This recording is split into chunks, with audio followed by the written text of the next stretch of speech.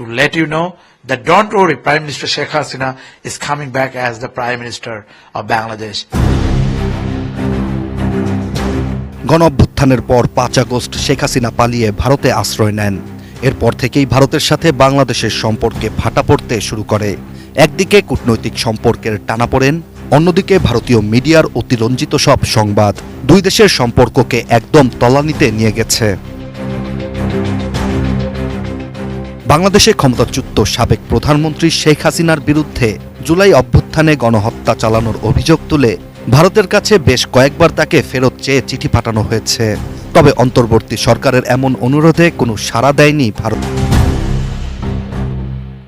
এত কিছুর পর এবার ভারতের শীর্ষস্থানীয় গণমাধ্যম দ্য টাইমস অফ ইন্ডিয়া প্রকাশ করেছে বিস্ফোরক একটি প্রতিবেদন, যেখানে বলা হয়েছে পুনরায় প্রধানমন্ত্রী হয়েই বাংলাদেশে ফিরছেন শেখ হাসিনা।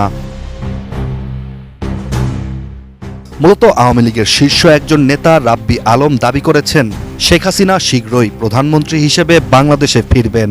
এর পাশাপাশি শেখ হাসিনার ঘনিষ্ঠ সহকারী রাব্বি আলম বাংলাদেশ থেকে বিতাড়িত প্রধানমন্ত্রীকে নিরাপদ আশ্রয় প্রদান করার জন্য ভারতকে ধন্যবাদও জানিয়েছেন। এমন সব তথ্য উপস্থাপন করেই সংবাদটি প্রকাশ করেছে দ্য টাইমস অফ ইন্ডিয়া। 2024 সালে হাসিনা সরকারকে উৎখাত করা ছাত্র বিদ্রোহকে সন্ত্রাসী বিদ্রোহ হিসেবে আখ্যায়িত করেছেন রাব্বি Alam.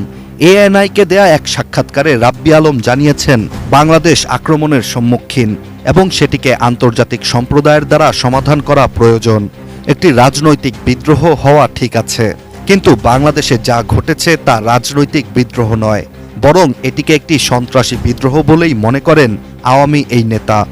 Our many leaders are sheltered here in India. Our many leaders we are very thankful to the Indian government that they provided the alignment to let you know that don't worry, Prime Minister Sheikh Hasina is coming back as the Prime Minister of Bangladesh. এদিকে বাংলাদেশে শেখ হাসিনার বিরুদ্ধে অভিযোগ রয়েছে তিনি নিরাপত্তা বাহিনী ও পুলিশকে ব্যবহার করে শত শত আন্দোলনকারীকে অপহরণ, নির্যাতন ও হত্যা করেছেন। এখন বাংলাদেশের জনতার অপেক্ষা শেখ হাসিনাকে দেশে ফেরত আনা ও যথাযথ আইনের আওতায় তার বিচার করা।